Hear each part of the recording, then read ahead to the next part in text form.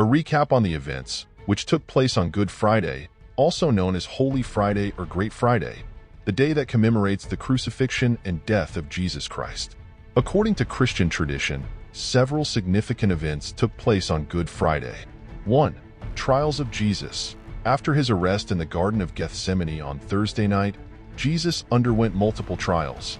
He was first brought before the Jewish religious authorities, including the high priest Caiaphas and the Sanhedrin, where false witnesses testified against him.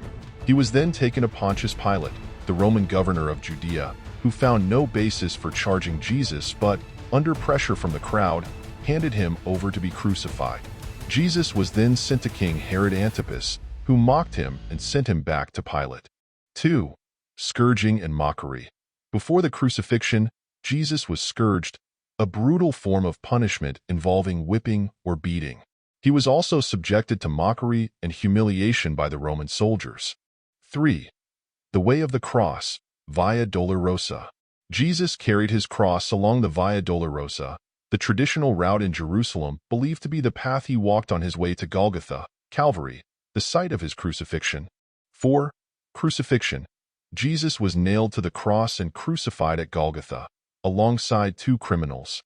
He endured great suffering and agony on the cross, and during this time, he uttered several famous statements, including, "Father, forgive them, for they know not what they do," and my God, why have you forsaken me?"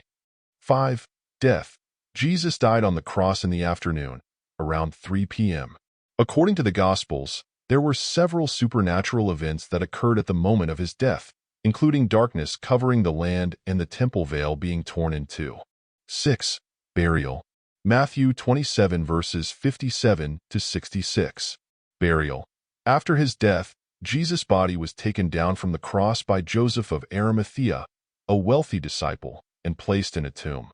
The tomb was sealed with a large stone, and guards were posted to prevent tampering.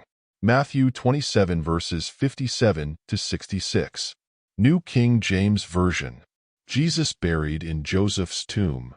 57 Now when evening had come, there came a rich man from Arimathea, named Joseph, who himself had also become a disciple of Jesus. 58 This man went to Pilate and asked for the body of Jesus. Then Pilate commanded the body to be given to him. 59 When Joseph had taken the body, he wrapped it in a clean linen cloth. 60 And laid it in his new tomb which he had hewn out of the rock, and he rolled a large stone against the door of the tomb, and departed. 61 And Mary Magdalene was there, and the other Mary, sitting opposite the tomb. 1.